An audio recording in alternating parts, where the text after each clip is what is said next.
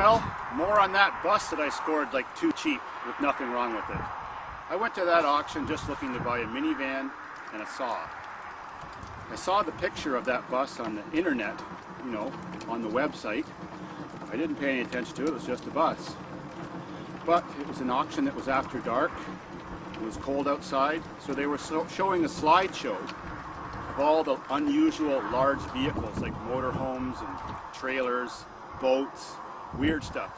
Just a slideshow inside the building. Well, when the bus came up, the auctioneer kept calling for a bid. There was no bids. Somebody finally just said 500 bucks. And the auctioneer says, 500, 500, he'll give me 1,000. No bids. So after a while, he was desperate. I put my hand up and said, 600 bucks.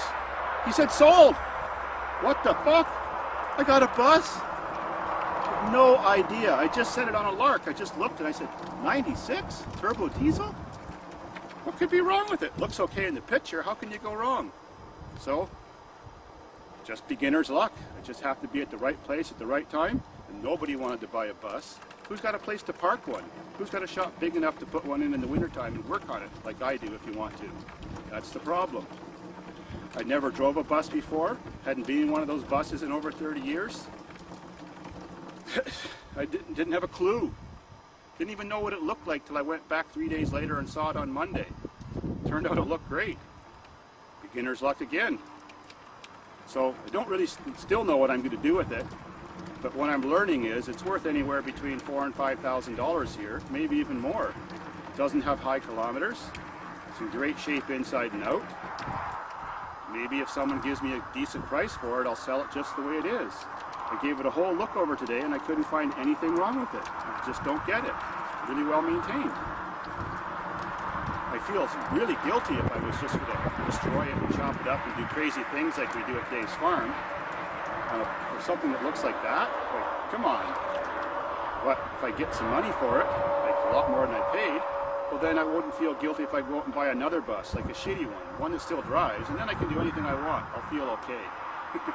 You know, I normally destroy 3 pieces of shit, not like something I can get 5,000 bucks for. So let's see what's going to happen.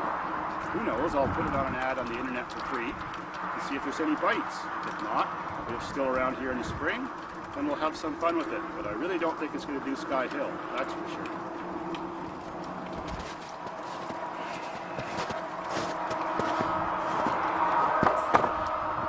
And good news again. Got my Google check again today for the month of November. My best month ever. $1,334.50 US. That's going to be cool when I cash it in, because right now the Canadian dollar is not worth much. So for that, at the exchange rate of $1.25, I'm going to get about 1,650 Canadian. Sweet. So keep up the good work, everyone, and keep enjoying those commercials. This is the greatest job in the world. Drinking beer, swearing, having fun, buying buses. Who knows what's next? And every month I get my rent check. This is from the upstairs of my house. Since I'm a cheap bachelor, I live in the basement. My house is paid for, so I get $890, and it pays my taxes, and it pays my, you know, gas and electricity and stuff like that, and not much other bills. And this 100-acre farm pays me $150 per acre by the farmers who rent my land. So I have 2 fields like this, one on each side of the building. And there's the other one. So that adds up to 63 acres that are workable, 37 acres, which I call the back 40 that we play on. And that adds up to $9,500 a year income from the farm, and the taxes are only $1,575. Gotta love it, all the rest is profit.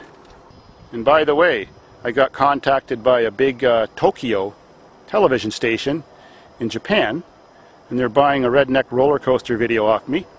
So I'm going to be seen on Japanese television, and they're going to mention David's Farm. Great advertising. Let's see how many of those Japanese people like what we do with our North American cars over here and want to subscribe. Gotta love it.